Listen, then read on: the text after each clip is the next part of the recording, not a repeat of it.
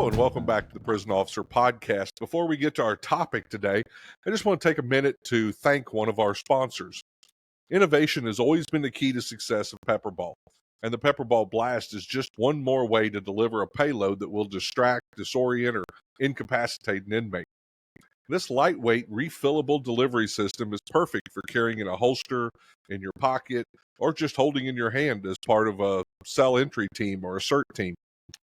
Each reloadable blast cartridge contains up to 3 projectiles worth of PAVA powder.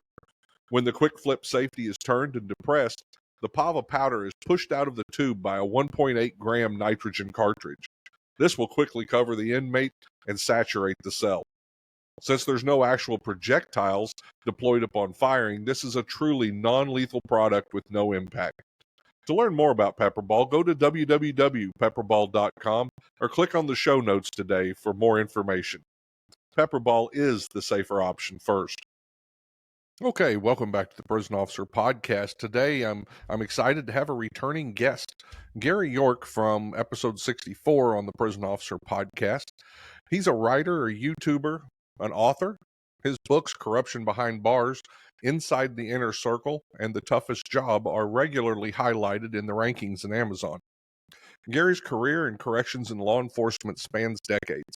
He served in the United States Army from 1978 to 87, was honorably discharged as a staff sergeant from the Military Police Corps. Gary then began his career at the Department of Corrections as a correctional officer and was eventually promoted to senior prison inspector, where for the next 12 years he conducted criminal, civil, and administrative investigations in many state prisons. In 1991, Gary received the Leadership Award from the National Association of Black Law Enforcement Officers, and in 1998 he was the statewide Senior Prison Inspector of the Year. In 2004, Gary was asked to work with the U.S. Department of Justice on a program for in-custody death training in Tashkent, Uzbekistan. Hope I got that right. After leaving the state prison system, Gary went on to complete 12 years with the Polk County Sheriff's Office in Florida. Gary worked in the South County Jail and was a juvenile drill instructor. He fully retired as a master deputy bailiff with a total of more than 28 years of service. Gary has a master's degree in criminal justice from Florida Metropolitan and is certified as a public manager by Florida State University. He also is acting as a subject matter expert for the International Association Chiefs of Police, where he does training.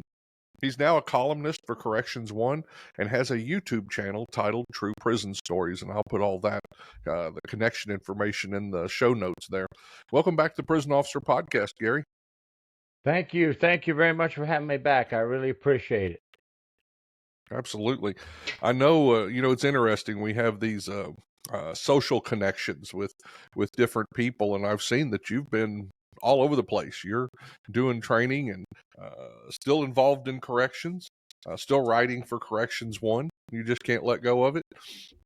No, I just can't let go of it. I've been retired for 8 years, and I'm still writing articles for Corrections One. I'm still traveling to different agencies across the country, talking to frontline officers, mid-managers.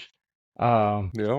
I've got a couple of more places to go before the year's over for presentations. And my 4th book is due to be out very quickly. Oh, congratulations. I'm just teasing you because I'm failing retirement horribly myself. I'm working much harder doing all the training and stuff that I'm doing than I did when I was actually working in corrections. But I love getting out there and seeing, all the correctional officers and the law enforcement officers. I teach them sometimes. But it's so good to go out there and try to help them and pass on some information. I know you enjoy that too. Well, people have asked me, actually, retired deputies have said, well, why do you still continue doing this? I say, just as you, I enjoy talking to the officers, but more than that, if there's only one thing that we can help with, I hope there's more, but if there's only one thing that we can help with, I feel like we've done something good for the correctional officer profession, because I don't want to see the correctional officer profession being misjudged. I want it to be seen properly in the way it should be. Absolutely.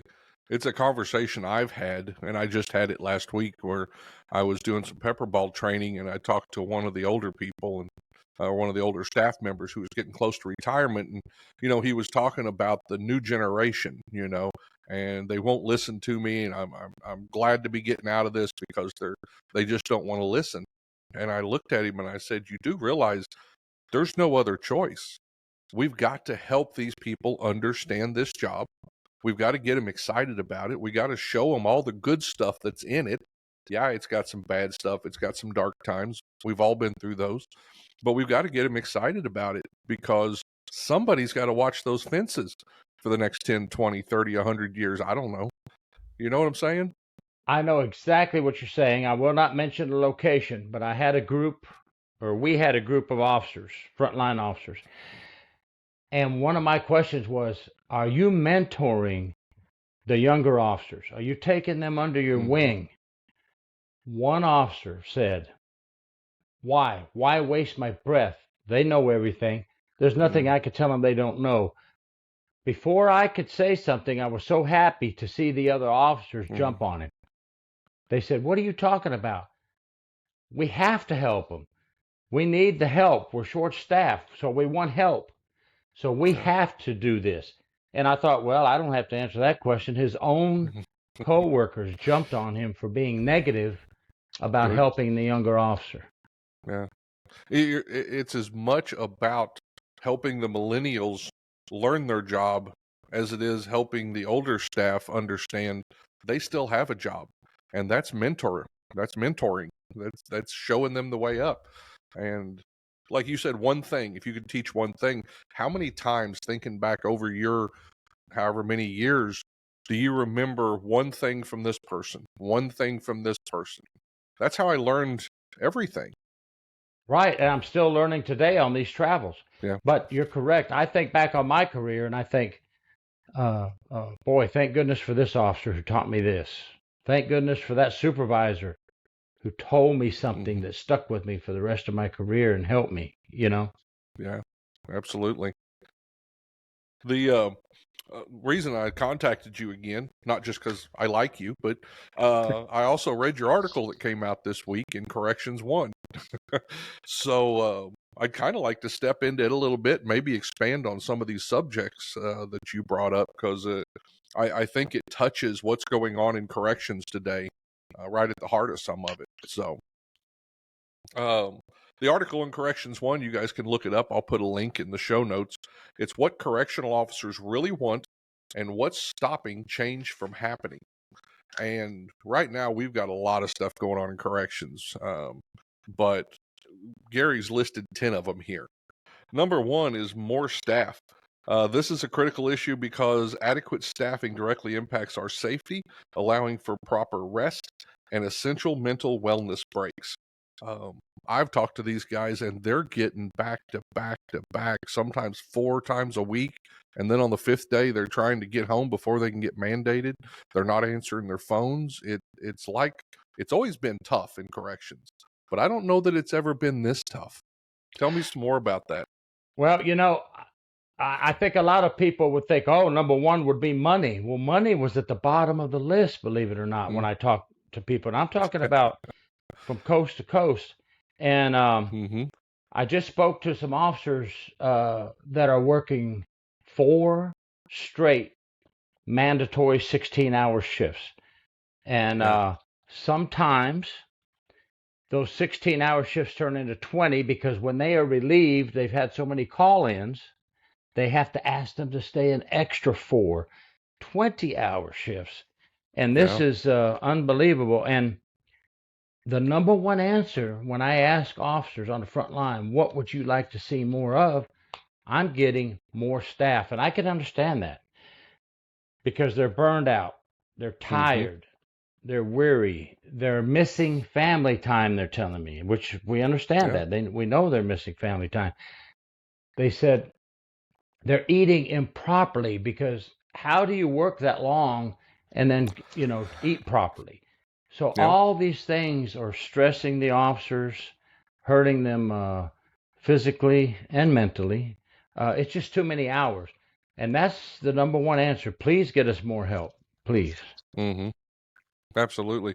And I think a thing that's compounding some of this, um, and I'll tell a little something after you and I talk here, um, is the fact that I don't know that we're still hiring officers at the same level we were. You know, some of these agencies are taking what they can get. Um, and how's that affecting our profession? I was told by a couple of groups that the hiring process, number one, is very slow. For some, now this isn't Mhm. every agency across the country, but I think it's a common Sure. denominator in one way or another across the country. Hmm. Their hiring process is slow. They are hiring not quality in some cases. Right. Less quality, more quantity. Whatever they can get is what the true answers I'm getting. And when that happens, they are seeing officers departing right after the academy at the 3 month level, the 6 month level, and the year after a year. And Hmm. then after that, their next big group of exits are after 3 years. So Hmm. it's not Interesting. only training, it's not only hiring for quality. I think it's training to retain is another issue. Yeah. Yeah. And you've got that on here. Um, I talked to a group. I was teaching a class and had multiple agencies all in the same room from the same state, but there were multiple agencies, and they got to talking, and three of them in the room had hired the same person as a detention officer, and one had gotten rid of it. The next one hired him. They'd gotten rid of him. The next one hired him. So it sounded like they were just passing their problem on.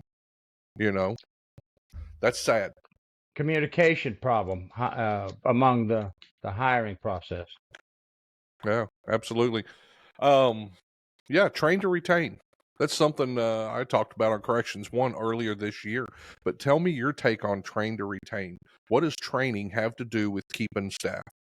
Well, number one, if we bring these young officers in and we just throw them out to the wolves and give them no guidance, they're going to fail. Many of them are going Hmm. to fail because most of them don't have any uh, street experience, life experience, and they're getting eaten up by these incarcerated folks that have done nothing but manipulate people all their life, Sure, use sure. people, and they know trickery. I call it trickery, and they will use Mhm. every one of these weapons on a new officer. So Yeah. we have to have a mentor available for young officers. We have to give them the fighting chance, train them in ethics, train them in inmate manipulation, uh, Hmm.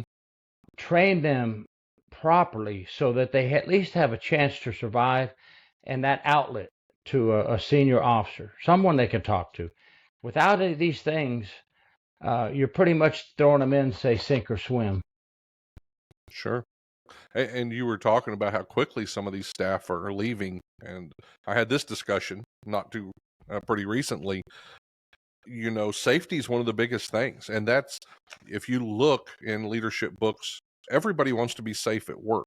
They want to know that their views are accepted. They want to, uh, know that kind of stuff. But in corrections, we actually have a physical safety aspect that we have to take a look at. So if they don't feel like they're safe inside, if they feel like they've been pushed out there without the tools, without the skills, without the ability to cope with what's coming at them, which is not normal. When we go into prison as rookies, what we're faced with is not normal. Most people don't grow up in a manipulative, violent environment, and if we don't make them feel safe, they're going to walk out the door. So that's where training comes in. Correct. And we have to tell our officers who are mentoring them and they look up to, uh, I know you've been around 15, 20 years, you're worn out, you're tired, but you got to keep that positive attitude in front of them. If Hmm. you run around with a negative attitude in front of these new officers, all you're doing is giving them more reason to leave. Now they Hmm. not only have a violent environment, an unsafe environment, but all they hear is negativity from the other officers. if you want more staff and you Mhm. really want the help, you have to pitch in to help keep those staff. Right.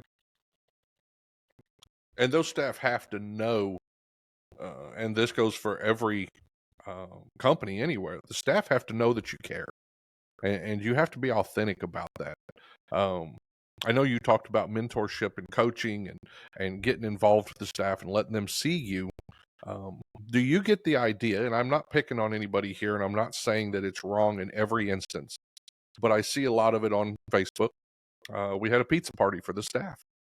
You know, pizza party's not what they're wanting. That's nice. Yeah, they can have a little bit of a break there, but they're wanting somebody to walk by and say, "How are you doing today?" And then take 1 minute to listen to how they're doing today. You agree with that? Oh, absolutely. I'm going to tell you what I hear from the front line. I like to go out and get the information directly from them because I feel they're the backbone of our agency, and we need to Mhm. listen to them. Uh, they're saying, "Don't tell me you care. Show us you care, and not with Mhm. a pizza. Show us you Right. care." So then I would say, how would you view a supervisor showing you they care? They said a supervisor that comes around and says, "Hey," comes to the dorm, middle of the shift. "Is Mm. there anything you need? Is everything going okay? Do you need a break?" And that's a big thing with them, a break, because with this many hours of work and overtime. So a lot of them said good supervisors will take a minute. "Hey, take 10 minutes. I'll sit in this chair. We're in Yep. between count time. We're in between feeding time. Go walk around for 10 minutes." It's okay as a supervisor to do that. You're not degrading yourself. You're Right. building yourself up in the eyes of your officers. Look at my leader. He's coming Mhm. around checking on us, making sure we're getting a break, making sure we get some food. "Hey, I'm going to sit here for 15 minutes, go down to staff dining and get that plate." Little Sure. things like that are what they're asking for. Mhm. Um, that's showing, not just talking. Absolutely. And people don't realize, and it's doubled down, I think, with the lack of staff. You've got housing units that used to, there were 2 officers in. Now there's 1. And that's happening all over the place. So when you're sitting, and I've done it, you've done it, you're sitting in a housing unit for 8 hours is tough enough. But now you just got pulled in. You're doing 16 hours inside a housing unit with not 1 second that you can drop your situational awareness because you're surrounded by inmates. Not 1 second to let your brain just go, wow, for a second. And I remember the supervisors that came through, and they would, they'd see me walking around and just nodding while I was walking because I was trying not to fall asleep on my second shift. And they'd go, "I got this. Go take a walk. Go get some coffee. Go get a bag of Doritos." It did. It meant a lot. Yeah. It does. And just think, when you're by yourself, jails and prisons have a little different way they do things with medical staff and dental. But let's say you're in the jail and you're Hmm. by yourself, which is very often. Here comes med pass. "Oh, Hmm. I'm not quite done with med pass yet." And here comes the medical cart, or here comes the food cart. Yep. Oh my gosh, you are just bombarded constantly, and that's a lot of pressure for one officer to handle.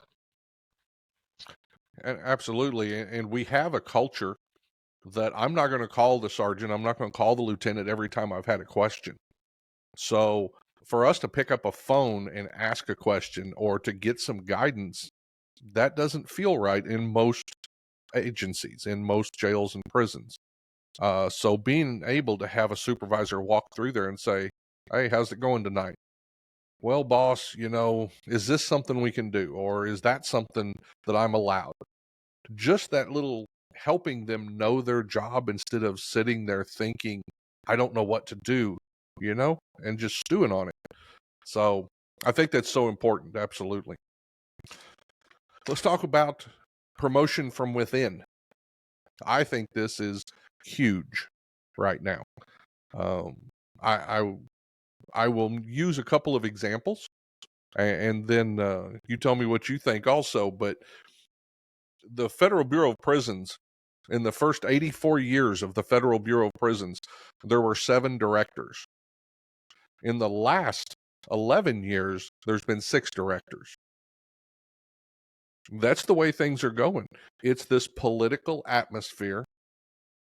We've got these agencies that are getting appointed by governors, by, local, even at the local level, but at national level, the Bureau of Prisons.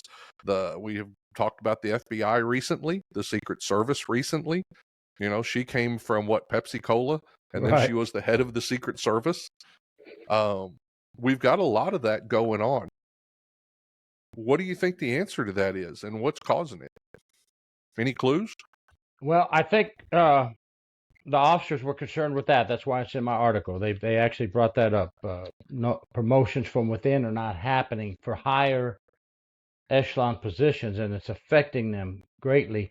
Number one, they're saying all these appointed people that have never worked in corrections at all. Well, I'm not saying that you can't come from a police department, a fire department, the military, and be a good leader. I'm not disrespecting that. Sure.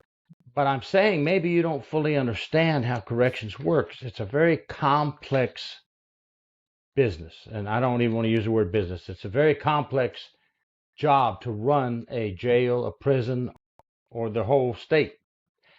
And you need to know something about corrections to understand the frontline officers. So I think my point here is we really need people that understand what the frontline officers are saying in order to absorb it and help them.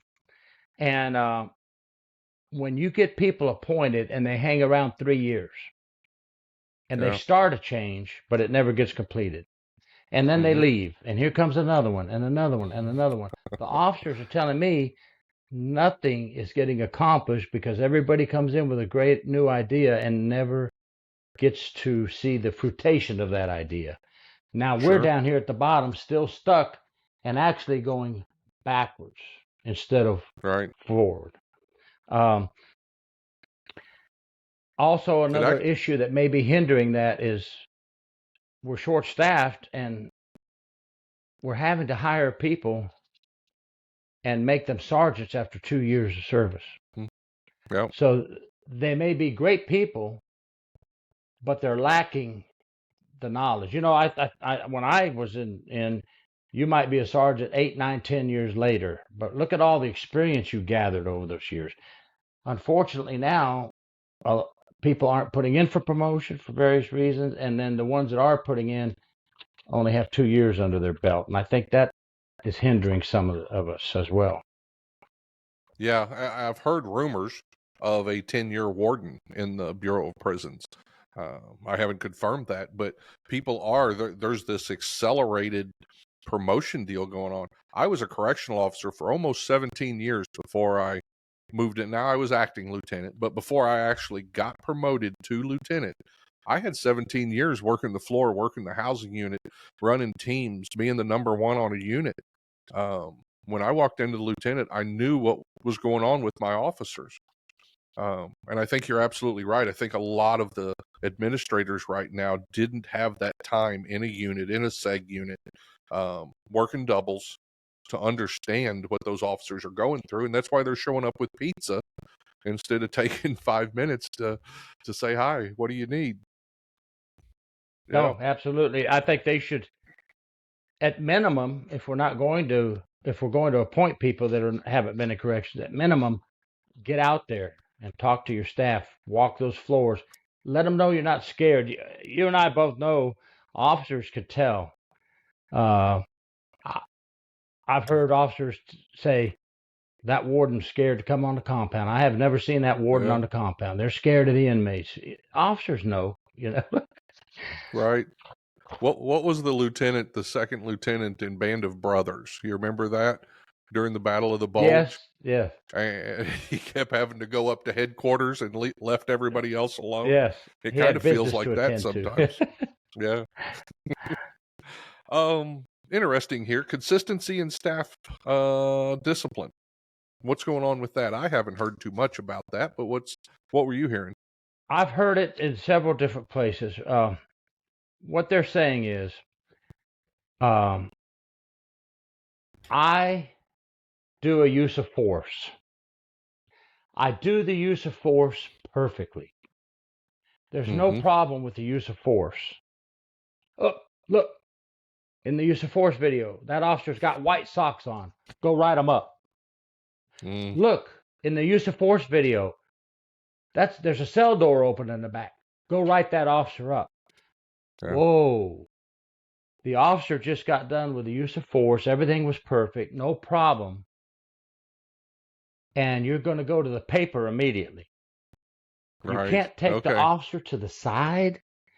Hey, saw the use of force. You did have white socks. Hey, it's not a game breaker, but wear the right socks next time. Sure. It's easy. They're saying they're getting written up, and one of their big complaints is, and there's two sides to every story, but this is one of the big complaints. Mm-hmm. We're getting written up for stuff like that, but yet I can't write the inmate up for discipline. I'm told, no, you're not going to write that inmate up. Just, we'll do this or that. But Hmm. they're feeling that the inmates are getting written up less for discipline and when they need to be disciplined than the officers, that the officers are being Interesting. scrutinized more. Now, folks, Hmm. there's two sides to every story. We would have to interview the mid management and upper management and find out how true some of this is, how much of it is Sure. true, and how much of it is complaining. Those two scenarios I gave you, though, sound to me like they really happened, or they wouldn't have brought that up. Right. Right. And that was something, even with my experience when I moved into a position of reviewing use of forces, you've got to learn that you're watching a minute of what's going on and you're not seeing the whole thing. And you've got to reserve your judgment till the end of the video, till you've got all the information. And even for me, with lots of experience, done hundreds of use of forces, when I became captain, I would sit in those rooms and I would see everybody do those knee-jerk reactions. Well, did the officer do that? I saw him throw a punch. Well, there's an inmate biting the other officer on the bottom of the pile that you can't see. Have we asked the officer why he threw the punch? And that comes from experience. And back to what we just talked about, you've got people in those positions that don't have the experience to understand that. They've never been on the bottom of a dog pile, probably. Who's watching those videos? Some of those appointed administrators. Yeah, it's interesting. Um, so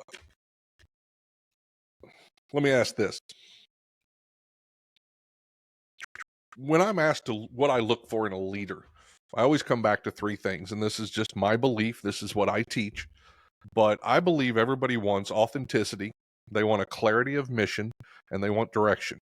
And I found in your article over and over and over again that those three things were mentioned. What's some of the things that you think are the most important leadership skills that we're not seeing? Well, an authentic leader, obviously, we talked about that. Show you care. We've already Mm, talked about that. yeah. It's so easy. Be genuine, be sincere, and show you care. So Mm-hmm. that's super important. Clarity. We need a leader who knows what the mission is, but also knows how to take his team of officers and Mm-hmm. accomplish that mission, and teaches officers to understand what the mission is, so they know what we're looking forward to, and get them to follow willingly and get the job done. That's teamwork. Uh, Sure. I call it leader versus boss.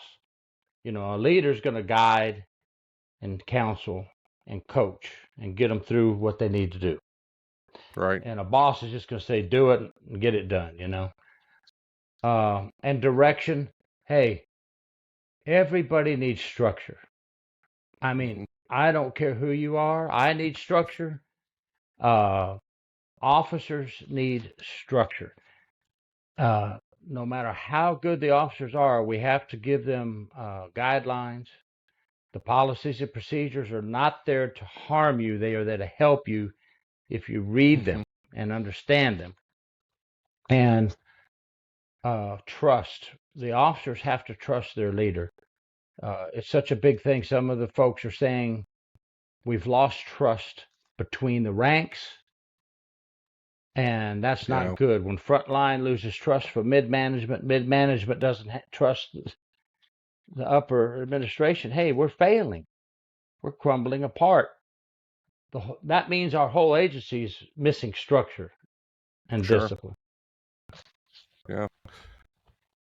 Now you mentioned an interesting thing there, and I've been putting some thought into this lately, and it's policy, knowing your policy.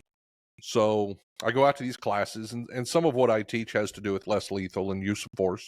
So we're in that type of discussion. And I often find staff who say, well, we can't do that. Okay, why can't you? Well, because that person in charge doesn't want us to. Okay, what's your policy say? Well, that doesn't matter. Well, it does matter. You, and I know it's tough. I've done it. I've stood there right there in the doorway getting my butt chewed and holding up policy, but this is what I can do. And this is how I can interact with that inmate. These are the things I can do when he's not compliant. But they feel like the administration is just making up their own rules and that it's not following the policy. So have you seen some of that? Do you know what I'm talking about there? Yes, where I'll tell you what's happened in a lot. I just saw an article, August 17th. New York City Council has put a bill in to limit the use of pepper spray in jails. I saw that. Okay, now your policy says you can use pepper spray. Mm-hmm. Now City Council is going to jump in. They don't know anything about corrections. And they're going to say you're going to limit the use of pepper spray. Well, now you have opened up a can of worm. What do you want to do? Go back to physical force? Do you want That's the more? only option. Yeah. Do you want more injuries? Do you want more medical costs? Mm-hmm. They're not thinking ahead, and the officers union is having a fit. They said you're setting up a violent situation.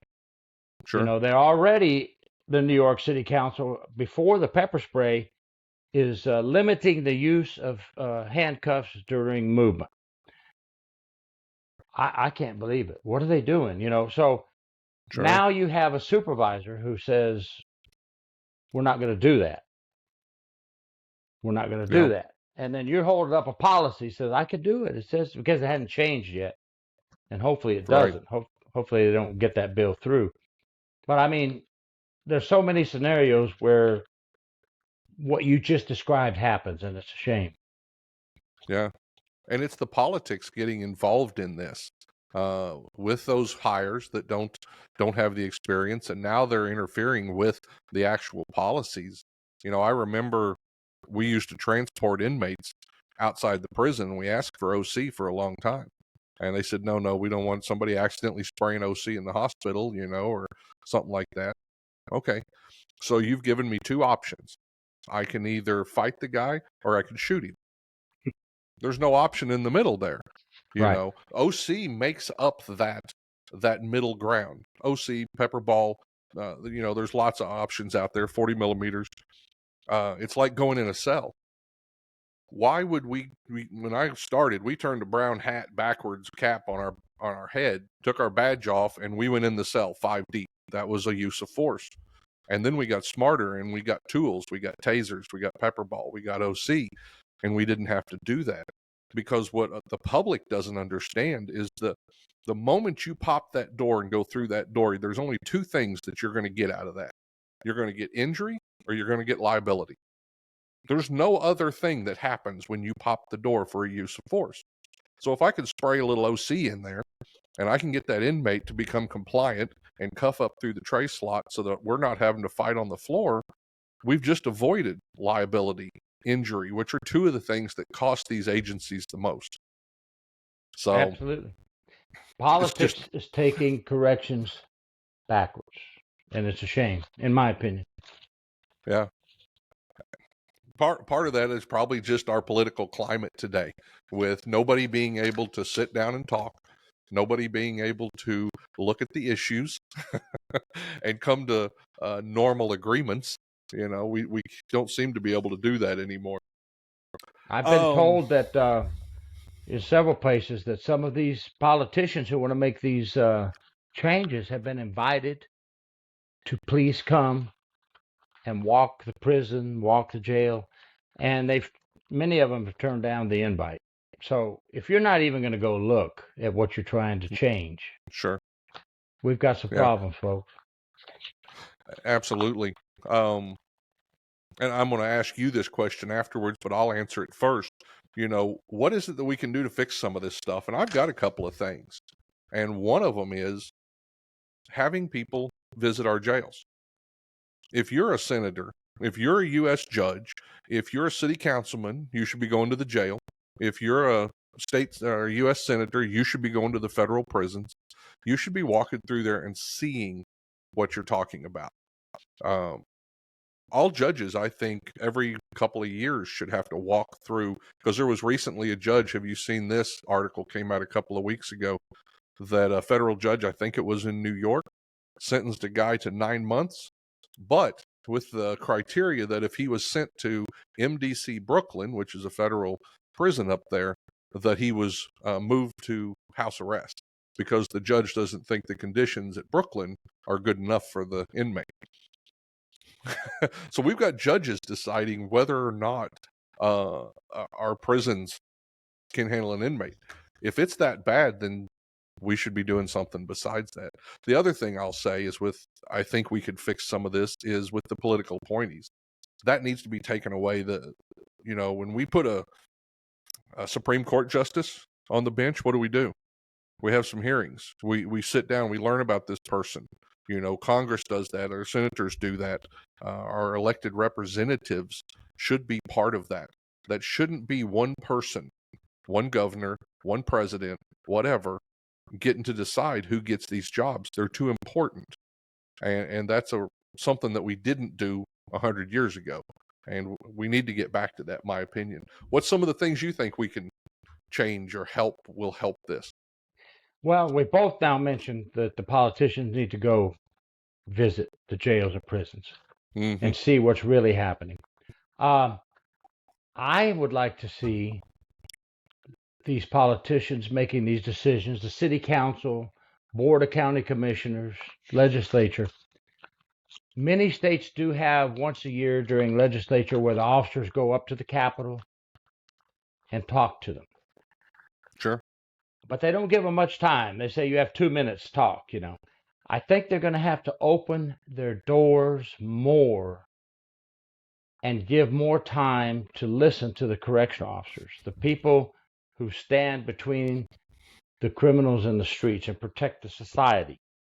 I mean, Mm-hmm. come on, let them have their time to talk to you and explain to you the real problems that we just discussed today and hear it.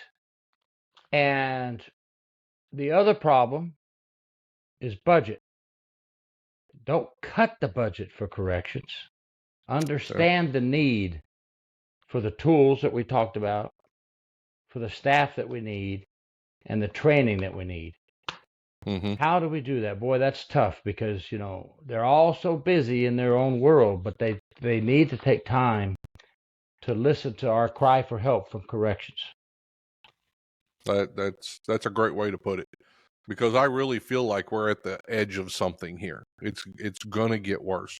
I feel like, and I'm hearing it just like you are. Maybe since we're so connected, maybe we're the first people that are hearing this cry for help, which is going out. And yes, because, we came up from old school to all the way to the new technology today. So we've seen Mm-hmm. all sides. And a lot of the folks out there only see today's way of doing things. Absolutely. We do have a lot of administrators and a lot of supervisors who still want things to be the way it was. The world's changed. The world's moved on. I was talking to somebody, we're talking about staffing and scheduling. And there's apps out there now for your phone where you could actually allow the officers to switch shifts, to get days off at the same time, so they get two in a row. Right. Yeah. But people are resistant to grab hold of this because they think, well, no, I need to be watching this. Well, let the program watch it. You can review it, but I don't know. There's a lot of that out there that we could improve just bringing that stuff into our jobs. Change is good as long as it's good change. Yeah, Change is absolutely. good. We have to. If we don't change and keep up with the technology, we're going to fall behind even more, besides from what we're talking about. So we have to have this new technology, and the older folks are going to have to bite the bullet and learn how to use it. I mean, I did. I went from no computers to computers, and everybody's scared. Oh my God, Yeah, what are we going to do? right. So you said you've been doing some stuff. You got a couple of things coming up this rest of this year. Tell me what you got going. Some trainings? Yes, I just got back from New York corrections, and next month I have two presentations at the Tennessee Correctional Convention. They asked me to do a presentation Mm-hmm. on challenges correctional officers face yearly. And I'm going to talk about all the challenges we face yearly. And I want to throw in some of this discussion from leadership, being an authentic leader. I Sure. want to throw in some of my article I just wrote in that presentation as well. And I look forward to meeting those folks in Tennessee. I did talk at their convention in 2018, I believe it was, in Tennessee. Mm-hmm. I really like those folks over there, good group of people. And I'm Yeah. looking forward to talking to them again September 25th, I believe it is. Yeah. I learned this year, I went to work for Command Presence, and so we've been working with TCI over there in Tennessee, which is the Tennessee Correctional Institute. That is such an amazing thing that they've done. The legislature has set aside money to have, it's kind of like post, but it's more than that because they're actually going out and doing the training. But they're trying to help standardize the jails, the counties, and giving help all across that state in the detention and correctional centers. And I was just really impressed with them. You mentioned Tennessee. I had to throw that out there. That I've met those guys this year, and they're doing a great job. They've done some impressive things. I'm telling you, I like the path Tennessee is going on. Absolutely.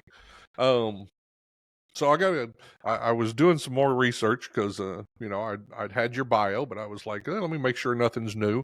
And I ran across something that I didn't know about you. You wrote a kid's book. Oh, yes, I took our grandchildren's pictures all throughout our farm here. We have five grandchildren. Yeah, And as they're playing with the cattle, the goats, the alpaca, or the dogs, or just running through the woods, I took pictures. And hey, it's not a #1 bestseller, but it's kind of neat to publish a children's book, on the farm with grandma and grandpa, and yeah, just to see it get out there and published. And hey, it's kind of neat because the pictures were turned into cartoon pictures. They're actual sure. pictures of our grandchildren turned into cartoon pictures. It's kind Yeah, of neat to see that. And boy, the kids think that's the greatest thing in the world that they're in a book. yeah. I knew you were an author, but yeah, I was surprised. Hooves and Boots Adventures: Fun with Grandma and Grandpa. I will put a link to that down there in the All show right. notes. So if anybody else wants to buy one for their children or grandchildren, they can. But Thank that's you. great. Thank you. You said you're working on a new book. Is that right? Yes, it's a traditional publisher. It's taken almost 2 years, but when you're in the hands of a traditional publisher, Sure. you just sit back and wait. But it's finally coming out within a month, I believe. The Tainted Shield. I don't want the title to sound, oh, the Tainted Shield is so bad, but it does tell. This is a little bit different style that I've ever done, Yeah. because I'm getting a lot of questions about, okay, the officers have stress, and what about the inmates, and vice versa. I said, I think I'll write a book about both sides of the house. Yeah. We'll talk about officers, and we'll talk about inmates. Some inmates will return and return and return. Hmm. Some will become successful people in our society, and that's what we hope for. Sure. So I thought I'd write a little different style and see how that works.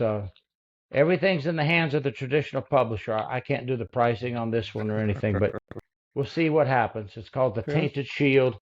It talks about the stress officers go through, Yeah. the statistics, and it also talks about stress and statistics that inmates deal with. Sure.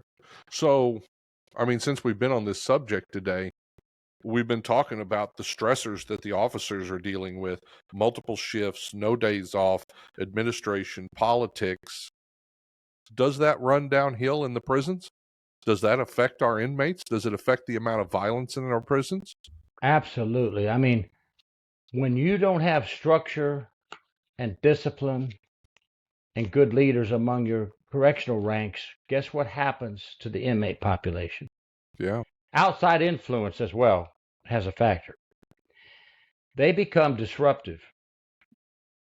They start running amok, Mm-hmm. total chaos. They start attacking officers. You'll see more assaults on officers. When we can't use the book of discipline and the pen to write them up and take away some canteen, take away visitation, take away writing letters or whatever, something to show them that you cannot do these things, we are losing the battlegrounds. I've talked to some agencies that are having a lot of assaults and slashings. Yeah. One agency showed me their board for the week. We were only like on the fourth day, and they'd already had 8 slashings. Luckily, they said, luckily these are inmate on inmate, Sure. but we've had slashings on our staff as well. Mm. When you lose structure in your own correctional ranks, you lose Sure. the structure and discipline on the floor as well, and we're not keeping Yeah. care of our house. Exactly. Another thing I don't think people are really aware of that's happening with everything that officers are dealing with, and I listened to a lady on a podcast. I've reached out to her to see if she'll come on here and talk more. A professor who's been to 60 jails and prisons doing some research, and one of the places she was at was so short that the inmates hadn't been outside the housing unit for 9 months. They didn't have any yard time. That's something that's just going to compound and compound until people are getting hurt. You can't do that to humans, whether it's staff or whether it's inmates. You can't do that to humans. What a great point, because they are humans and we have to treat them as such. And when you start doing things like you just mentioned, all it does is build a time bomb that will explode at some point. Yeah. No programming because they don't have staff, so they don't have anybody to open up the chapel or open up the education and stuff like that. It's a compounding problem. Absolutely. Well, hey Gary, thank you so much for coming on here. I appreciate everything you do for corrections. I love your articles and I love your insight, and of course your books. I'm looking forward to the next one. But thank you for going out there and listening to these officers and bringing that to light so that everybody can see some of that and understand what's going on. I appreciate it, and I know they do. Well, we appreciate you as well and your podcast, because you're bringing people from around the country to talk about these things. We appreciate you very well, and I always, wherever I go, there's a few things on my list, and you're one of them. I always tell them, get on that prison podcast and listen to it. I appreciate that. It's been a fun journey so far, getting to meet everybody and people like you that I probably wouldn't have met if I hadn't done this. So thank you very much. And to all of you out there, when you get to work tomorrow, walk by somebody, ask them how they're doing, and stop and take a minute to listen. It's the thing you can do the most for each other inside. Until next time, thank you. Have a great day. Hey, before we go, I'd like to take a minute to thank one of our sponsors. Omni Real-Time Locating System is a company I've been working closely with for years. I'm proud to be a part of this innovative team that's developed the best real-time locating system on the market today for your jail or prison.